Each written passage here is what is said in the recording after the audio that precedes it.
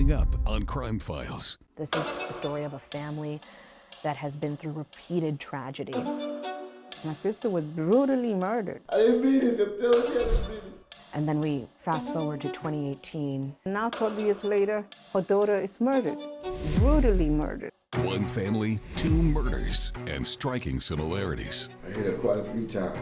This is the story of Death Strikes Twice. It was like halfway through the hits, I knew she was already gone. The fact that they chopped her up. Leave her. You already killed her. Leave her in one piece. She was my friend. I love her. What happened? This is the first time that you've decided to speak publicly about Lisa's murder. Yeah. Why? Crime Files starts now.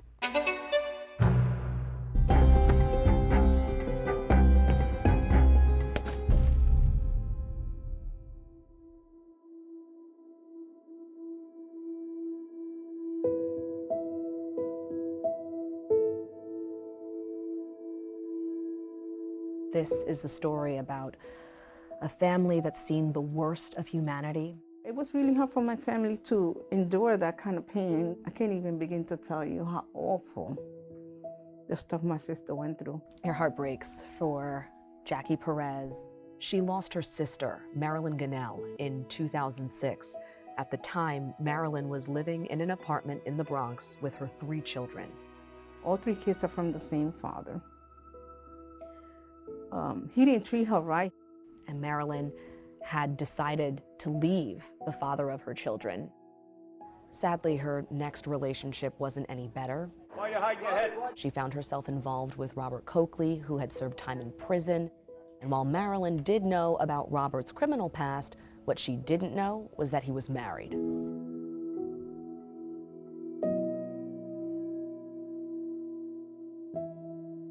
On March 30th, Marilyn Ginel is at home at the Sotomayor houses in the Bronx with her 3 kids when her boyfriend, Robert Coakley, shows up at her front door. But he's not alone. His wife, Maria, is there with him. And through police interviews, we hear exactly what happened straight from Robert and Maria. It was just me, her, him, and the room. By that time, the girl was in the room because he was scared. He wanted my sister to give him money. If I remember clearly, it was like $35 she had. That was supposed to be for the baby or whatever. Marilyn was 9 months pregnant with Robert's child. And we're in the back room arguing and stuff, and I'm telling her I'm not gonna give her no money. You know, I don't have money to give you. Well, it had taken her son and put his arm like this here. He had a knife ready to cut the boy's ear off his face. Marilyn approached him. There was a stick she keeps in the room. It's like a little bat. I just picked it up and started hitting her with it. I hit her quite a few times. When you take a hammer and a coconut, you try to break the coconut, that's the noise that I heard. After they did what they had to do with her, they had strangled her, dragged with an extension cord. Her throat was slit. She was across the bed. Her face was facing the window and all of this here was blood. All of this here. I left. He checked on the girls. The girls was nice and quiet. I told the little boy, please don't say nothing. Don't say nothing. She was murdered in front of her son. They saw him next to her while she was brutally murdered. And her baby didn't live either. I didn't mean it. I'm telling you, I didn't mean it. And then we fast forward to 2018. Even worse, because I never wanted nothing to happen to her because of what we went through with her mom. Lisa Marie Velasquez is the oldest of Marilyn Ginel's 3 surviving children, who are all raised by their grandmother after her murder. In 2018, Lisa's 25 years old, has a lot of friends, and like many at that age, is trying to figure out her future. She told me she wanted to be a police officer, but she also is into sports, but always engaging and helping everyone. You know, she was never selfish in that way. She was never selfish at all. She was very overprotective, and she loved my daughter. And, you know, she was somebody I could talk to.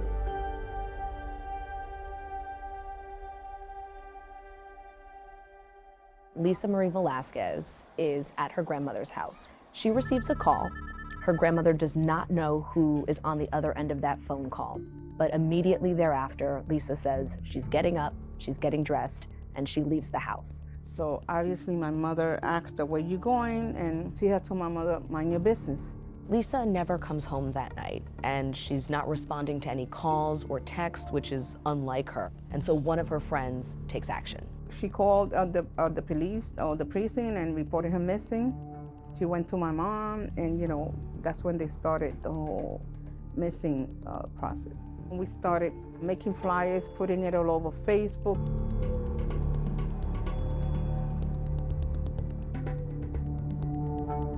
It is a hot summer Friday afternoon in late August when employees at Crotona Park make an unimaginable discovery. That body bag on the floor, man, crazy. Somebody got dropped. There were two large black, construction type garbage bags on the sidewalk right by Crotona Park. I think park workers initially had kind of thought that there was maybe a dead animal inside, so they called the cops, and there was a hole in the bag, and I think pretty quickly they could determine that it was human remains. Body parts belonging to one person were found in 2 bags on the park sidewalk. In the August heat, there was a good amount of decomposition at the time. They believe the victim was a female, but they are not completely sure at this time. No real identifying marks that were helpful, and ultimately I think they did a sketch. If you can identify her, police want to hear from you.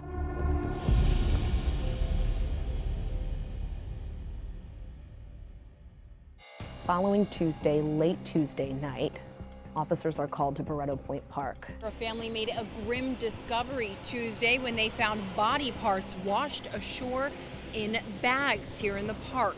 And in the water, there were additional garbage bags that contained the rest of her remains, so 2 legs and 2 arms. I didn't work far from the parks. I had seen, that Citizen app. I had seen something come up and something about that incident, and I totally disregarded. Then we saw the sketch. Actually, News 12, We saw the sketch, but the sketch didn't look like her. There was something about the parting of the hair that got me a little funny in my feeling. The family saw that sketch and made a phone call. The detectives came to the house. Oof, like my heart dropped. The body parts are so badly decomposed when they're discovered in the late August heat that investigators had to use medical and dental records to ultimately confirm that they were the remains of Lisa Marie Velasquez. She had her whole life ahead of her, She loved life, obviously. She loved helping everyone, and that was taken from her. At just 25 years old, Lisa Marie Velasquez has been murdered and brutally mutilated. You would never think 12 years later we're going through something like this. I was there when her mother was killed, and it hurts, and we're gonna get justice for her. NYPD had run Lisa's cell phone number through their computer checks, and a 911 call came back to the apartment of Daquan Wheeler and Sierra Martinez. And they actually see that Lisa had placed that 911 call from Sierra and Daquan's apartment the night that she went missing. So that is how they're introduced to the couple. That's when they're first questioned, just as at that point as witnesses. When they first came around, I was like, oh, she came, she left, that was it. I didn't know Sierra from a hole in the wall. I didn't know anything about her, not even the guy. The decision is made to re-interview them. They're both kind of tracked down and brought to the precinct. That evening is when Sierra Martinez kind of breaks down. She was my friend, I love her. When she came out of the precinct, and she said she loved Lisa. At that time, I was like, that's some bull. Still ahead. This is the first time that you've decided to speak publicly about Lisa's murder. Yeah. Why? The truth. People only assume they got bits and pieces. The woman in the room when Lisa Marie Velasquez is murdered details what happened. It was like halfway through the hits, I knew she was already gone. Her first ever interview about the chilling events on that late August night and her involvement. I think about it to this day, this girl's blood is on my hands. When Crime Files continues. Crime Files continues with Death Strikes Twice. At just 25 years old, Lisa Marie Velasquez has been murdered and brutally mutilated. A 911 call came back to the apartment of Daquan Wheeler and Sierra Martinez. Daquan and Sierra are brought in for questioning. Sierra Martinez kind of breaks down. I'm just afraid I'm gonna lose Ann. I don't want to go to prison. I know I was wrong, and I'm willing to take the steps and procedures to get her justice. I knew this was it. They took me in and then they interrogated me, and I was able to tell them what happened. This is the first time that you've decided to speak publicly about Lisa's murder. Yeah. So let's start from the beginning. How did you know Lisa? We were going for our GED. At that time, I had just had my daughter, and we just kind of clicked real quick. Sierra had a 4-year-old daughter with Daquan Wheeler, with whom she'd been in a relationship for a few years at this point. Sierra says that their relationship was incredibly volatile, very violent. Daquan had been in and out of prison. He had served time for burglary as well as attempted murder. I was actually scared to really fully leave him without the proper, authorities or the proper people to be around. It was kind of like I was trapped, honestly, in a relationship I didn't want to be in. It was raining that night. It was dreary. He called me to leave work early so that he can go to work. And when closing time happened, I called her. I told her, I don't feel safe going to the house because he's starting his bull crap. She told me that she wanted to come with me. She kind of looked at me and was like, if anything happened, I'll make sure that, it points to him. Like she had like a feeling. When they arrive at the apartment, Daquan is expecting Sierra. He's not expecting Lisa. And then I kind of told him that I didn't want to be with him and I wanted to leave. So he packed up his team. Was like, well, you ain't gonna take my daughter away from me. He just left with my daughter. Lisa calls the police reporting a domestic incident and that the child had been quote unquote kidnapped. The police officers who responded had suggested, you know what, if you're interested in order of protection, you should go to family court. She said we was gonna go to 161st in the morning for order of protection. She wants to go take a shower. It was a long night. I was in the bed. She sneaks in without my child. And then kind of lunged at me with a hammer. I scream at the top of my lungs and he stops, tells me that she has to go. I said, okay, all right.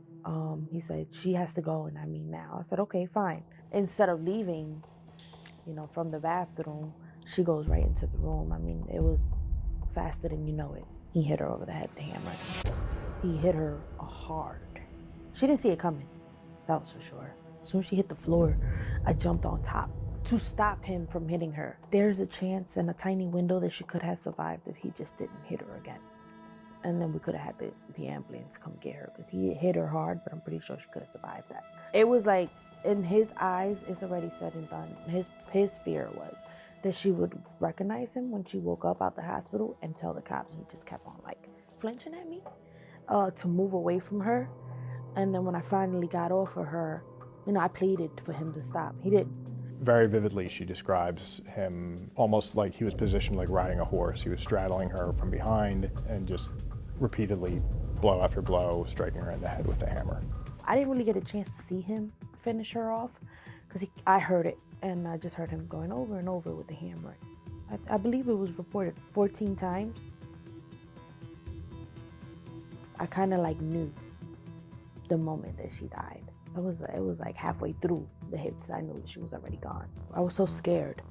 I didn't know what to do. I didn't know where to go. I didn't know who to reach out to. The only thing I kept thinking, and I hate to sound selfish, was my daughter. At that time, I couldn't think about anything else. I had to think about what I had to do to protect my child. And the decision was made by Daquan to dismember her. He took her to the bathroom and left her in the tub to drain. Yeah, this was his words, to drain. I was forced to eventually help him clean up. We went out. He bought the machete and gloves, garbage bags, like the industrial garbage bags. And we did buy a sandwich, but I couldn't eat it. And people were like, oh, how could you eat at a time like that? But I tried and I couldn't eat. It was just so much cleaning that I had to do. So much blood. And I couldn't believe that I had this girl's hand, literally blood in my hands. I think about it to this day, this girl's blood is on my hands. I had nothing to do with the actual hacking. I was in my room crying, but I heard it, and it was real grisly, and it was like, how could you tear a person apart like that? I go back to my sister's house without my daughter. We stood there until he came back. He finally came back with my daughter, safe. She was fine. Then we go back out, go back to the house, and we get the remaining of the bags, and then we send them. Well, he takes me with him in the van to Crotona Park, take the bags out and leave them there. So she admitted to helping out with that. And I helped him drag the buckets out. That I did too. And to kind of come up with this plan to try and cover up this crime. Daquan's story is when he comes home, she's already dead. I never touched that girl. And Sierra is in the midst of trying to dismember her herself. But what did she do to her in the bathroom? She said she cut her off. There was no blood anywhere? I didn't see anything. I mean, that's almost impossible. The way that we found her, there would have been blood everywhere. So there was sufficient evidence to charge them both with her death. At that point, we start building a case around them. It was really about the timeline. And what they ultimately find is there's only a 12-minute window in which Lisa is still alive and Sierra is not on the phone. And prosecutors ultimately determined that that 12-minute window is not enough time for Sierra to have murdered Lisa and already begun and been in the process of dismembering her friend. For all that to happen within 12 minutes, it seemed unreasonable. And I think ultimately was unreasonable. Sierra ultimately became a witness. Still ahead on Crime Files. Why was it important for the jury to hear from Sierra? The evidence showed that Daquan was the murderer. And the natural reaction is going to be, well, why? Sierra Martinez goes from murder suspect to star witness when Crime Files continues. Crime Files continues with Death Strikes Twice. The story of Lisa Marie Velasquez and her murder is a story of a friend who rushed to the rescue of another friend. She's ultimately ambushed by the very abuser that she's trying to rescue her friend from, and not just murdered, but quite literally ripped apart. They decide that Sierra, while involved in discarding of the remains, is not involved in the actual murder of Lisa Marie. And so in exchange for her testimony, she is given a misdemeanor charge of conspiracy under duress, and the prosecutors decide to have her take the stand to hopefully secure a conviction against Daquan for murder. It was hard to intake, but then I gave in and I said, okay. Why was it important for the jury to hear from Sierra? The evidence showed that Daquan was the murderer. The natural reaction is going to be, well, why? And when you have a situation where there's 3 people in a room, one of them's dead, one of them's the defendant, it kind of really directs you pretty quickly to that third person. It was hurtful. I mean, listening to her and how she couldn't do nothing. Maybe you wouldn't have to do it, but you could have told someone else, you know? And maybe we would have had her today in one piece. Would you have called police if you could do it again? In that day after? I'm gonna be honest with you, I don't think I would have changed anything to save my daughter. I'm not gonna lie, I had the open window to go. I had a time that he was not there around me and my daughter, and we were safe away from him. But at that time, I was in shock. There's just certain things I shouldn't have done. I should have reached out when I had the chance, and I didn't.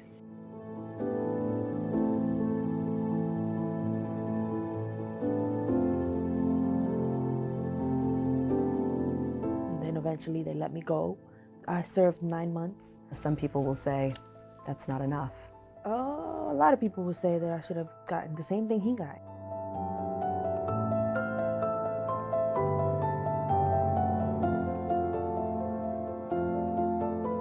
It doesn't sit right with me. Lisa not being here and she's out. But the same thing happened with my sister as well. Robert Coakley was tried for Marilyn's murder and was convicted and is currently in the process of serving a 25 years to life sentence. His wife, Maria, actually testified against him. She was convicted of a robbery charge and sentenced to 5 years in prison, and she has since been released. She testified against him as well. You know, so it's so unfair. Life is unfair. He's in and she's out. Over here with Lisa, he's in and she's out. And new tonight, a Bronx man found guilty on murder charges in the dismembering of a young woman back in 2018.